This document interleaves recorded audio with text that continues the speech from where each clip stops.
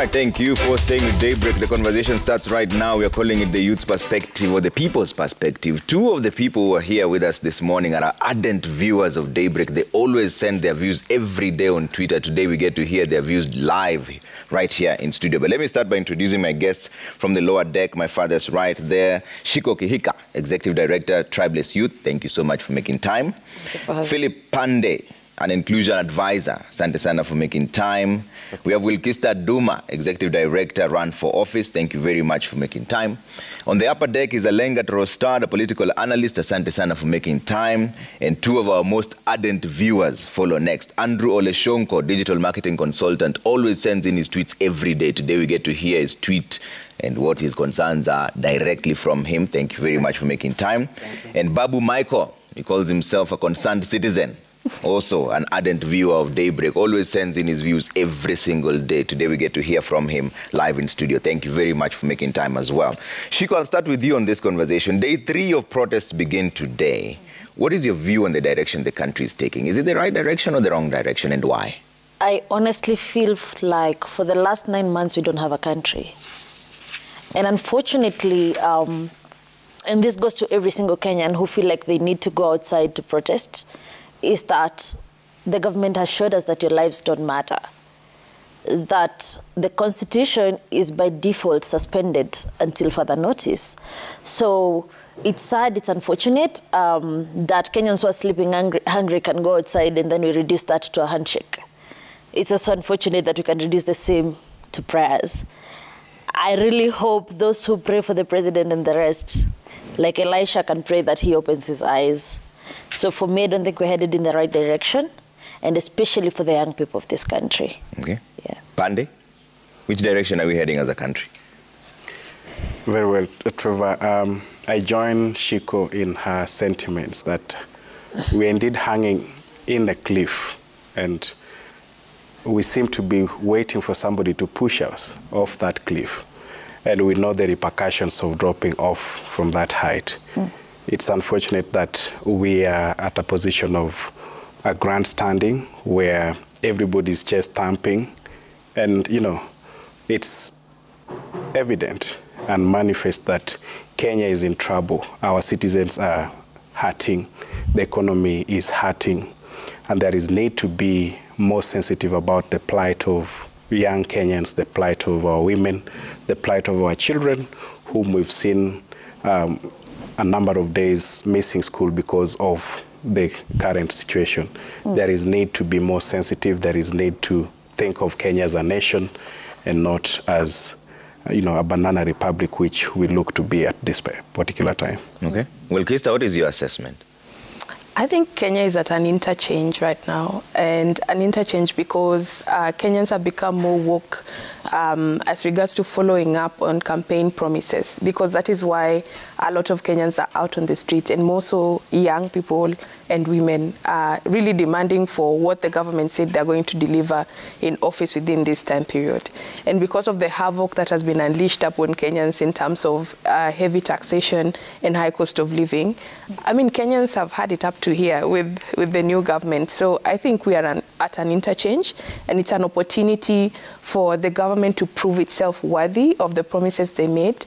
And another interesting perspective is that we are also at a point where the first past the post system perhaps is not working really well for us, because Kenya seems to be divided in half. So the half that voted for the government and the half that did not vote for the government. Okay.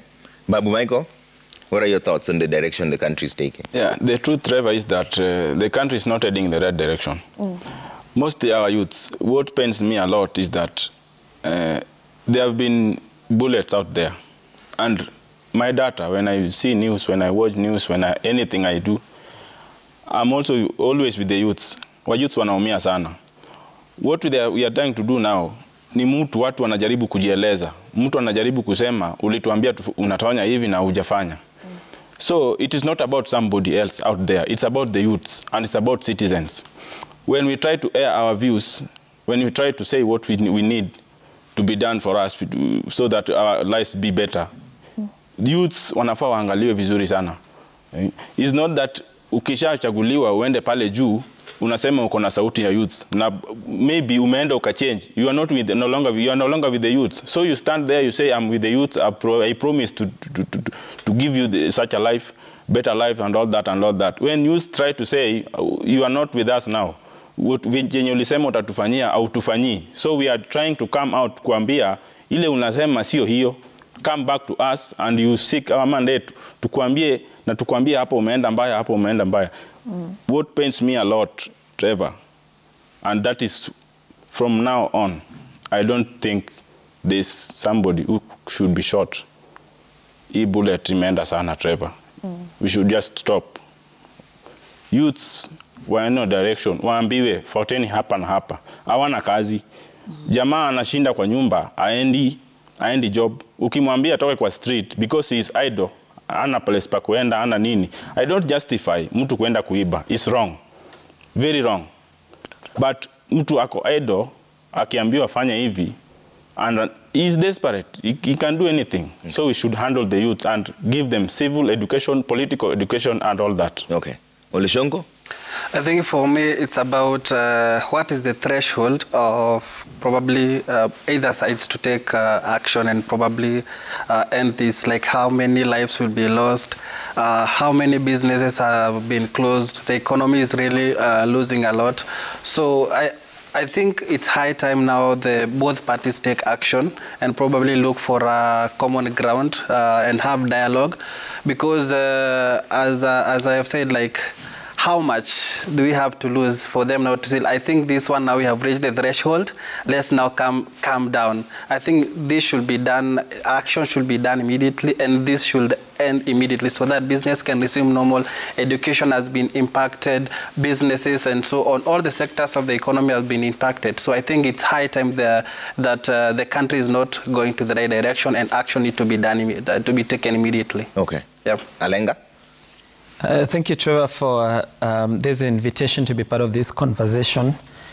First and foremost, I think where we are as a country, we are getting everything wrong.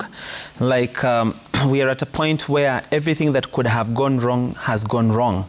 And what this reveals is a deep governance issue. We do not have direction from the government of the day, and they have completely failed to give hope and vision to the country. We know that people are going through a lot. There is a deep financial situation in the country, and at such a moment, you require direction from your government. But if there is any voice that we have heard that shows us, yes, things are this bleak, but this is what we are doing, Kenyans would have relaxed. But as it were, nobody is speaking that conversation. We are trivializing the whole entire multitude of issues that Kenyans are having, high cost of living, exorbitant taxation, and many other things that Kenyans are raising, and we are narrowing all that to someone wants nusu mkate. I tell you, Trevor, honestly, right now, even if Raila Odinga agrees with the government to have a share of the government, we will not be happy. That is not the question we have. We have deep questions, and the government has to listen. Citizens are speaking, but the President, William, has chosen he will only listen to Ruto. He's listening to himself. That's an interesting perspective there. But Shiko, what do you expect from the government going forward? They have tried to outline the things they're doing right now to elevate the cost of living. They're saying that, okay, fine, we agree that there is a rise in cost of living, but we are doing something about it. We've given a bit of subsidized fertilizer here and there so that people grow their food and then the price of unga comes down. We have given the Hustler Fund coming through. Also, we've only been in office in the last 9 months. So what do you expect us to do at this particular point? The cost of living did not start with this government. Aren't the people being a little bit impatient with the government? I don't think we, as the people, are being impatient with the government at all. If I remember correctly, the president and his team had their 100 days promises. One of the promises was that we're going to get affordable unga for every household in 100 days. How many days down are we? You know? And I think, yes, you've given us what you call subsidized fertilizers, but are people going to stay hungry until maize grows in our farms? Are people going to stay hungry until the day they get money to buy seedlings? because these are things that don't balance. And I honestly feel like the president and his people started climbing the tree from above.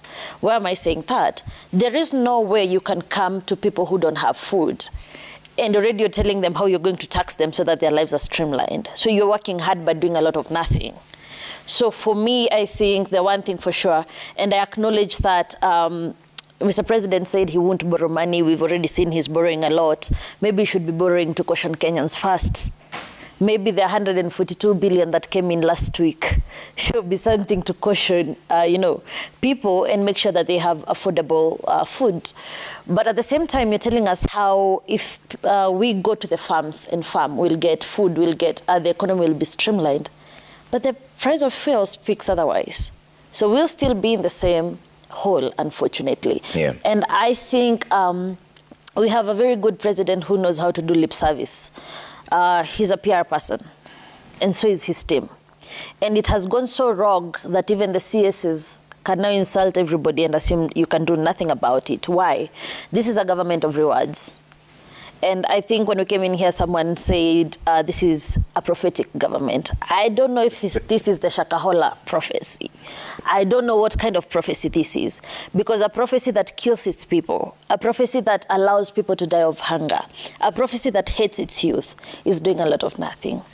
Is it fair to assess them as hating their youth? Because we don't know the circumstances under which some of those incidences happened, the bullets that you're talking about. And this has to be, of course, investigated by IPOA. None of us can speak authoritatively on any of those issues. But their argument is sometimes the police are faced with certain instances that they have to use force, especially when somebody else's rights are being violated.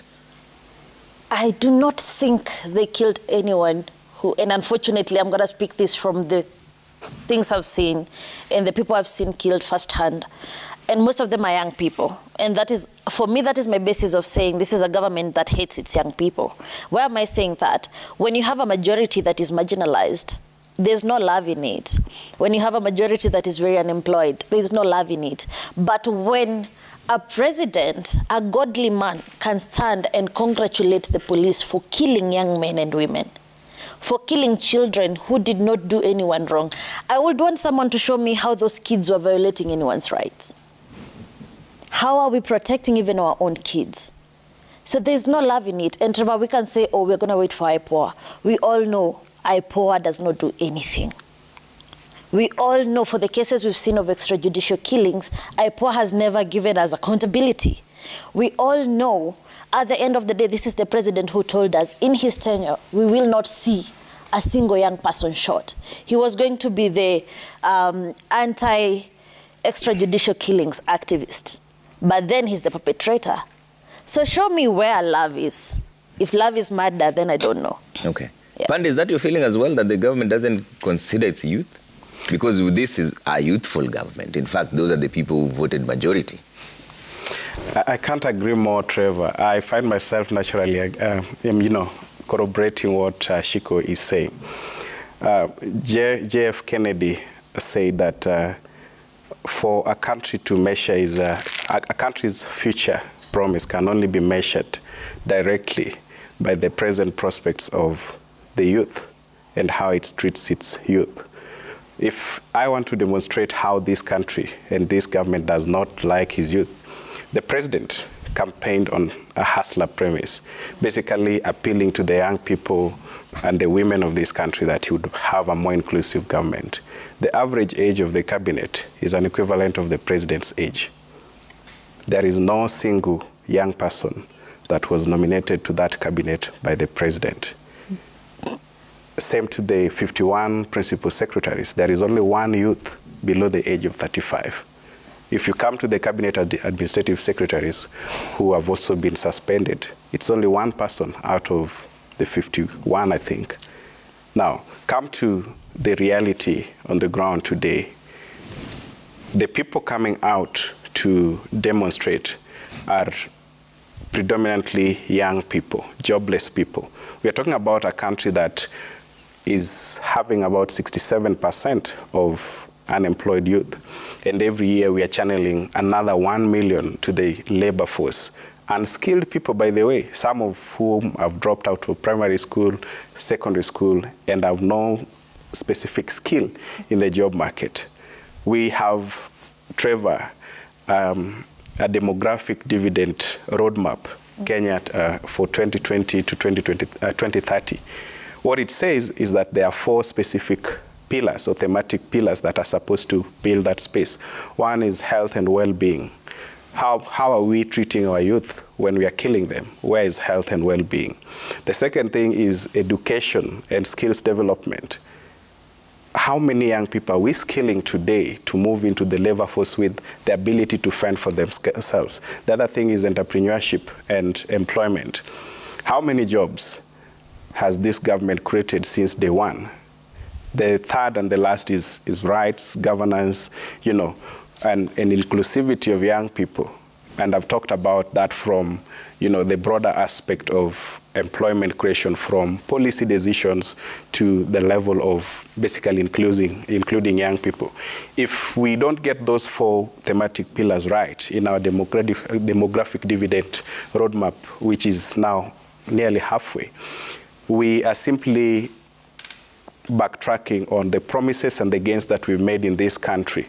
We have no way to reap from such good plans when the best that a young person meets when they're demanding for their rights is a live bullet. And the president was yesterday on record for celebrating what the police have done. What have the police of this country done? They have shot, killed and maimed young people. And Trevor, we can do that statistics. I agree with my colleagues. It is young people dying, a 28-year-old, a 23-year-old. You've not heard of a 50-year-old that is killed. And the reality today, Trevor, is that those who make a majority of this country are young people. We are talking about a median age of slightly above 20, could be 20.3 today. But I've demonstrated that the average age of the cabinet is 55 years today. Where are we and which direction are we moving? Okay. If you take off, you know, you begin unpacking what the government promised versus what the government is delivering versus the full brutality of the police, I think that's the best gift the government has ever given to the people. But they're saying give them time. What time? Yes, maybe they may have missed their marks there, but they said give them time. Trevor, I was here I think 2 weeks ago, and I told Ayub that if you go for an audition, you don't need the whole day to sing. Yeah. It's a minute or 2, and they tell you that, you know, you can move to the left or to the right.